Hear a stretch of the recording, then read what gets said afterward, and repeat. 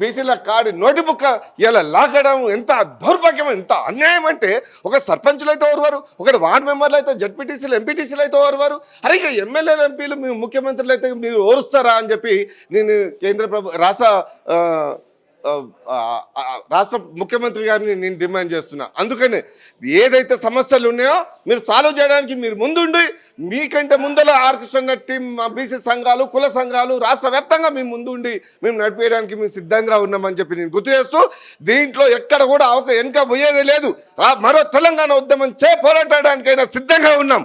ఎంతమందిని బలిదానం చేయడానికైనా బలి చేయడానికైనా సిద్ధంగా ఉన్నారు బీసీ సంఘాలు, కుల సంఘాలు.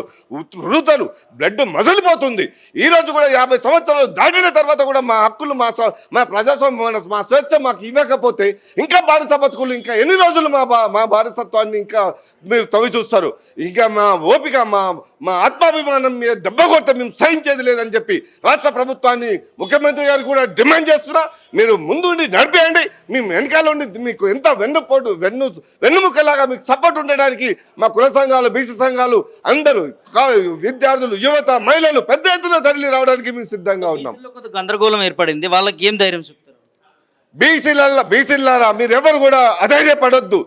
ప్రతి పార్టీలో ఉన్నటువంటి బీసీ బిడ్డలారా, పార్టీల ఖచ్చితంగా మీరు బయటికి రండి. ఈ 42% వస్తే మీకే న్యాయం జరుగుతుంది. ఏ పార్టీలలోనైనా మన బీసీలకు వచ్చే అవకాశం వచ్చింది, ఆసన్నమైంది.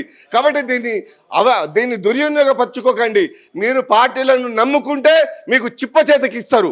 బీసీ ఆర్ కృష్ణ గారి నేతృత్వంలో ఉద్యమాన్ని నమ్ముకుంటే మీకు రేపు పదవుల మీద మీరు పార్టీలు పిలిచి మీకు పదవులు ఇస్తారని చెప్పి నేను పిలుపునిస్తున్నా.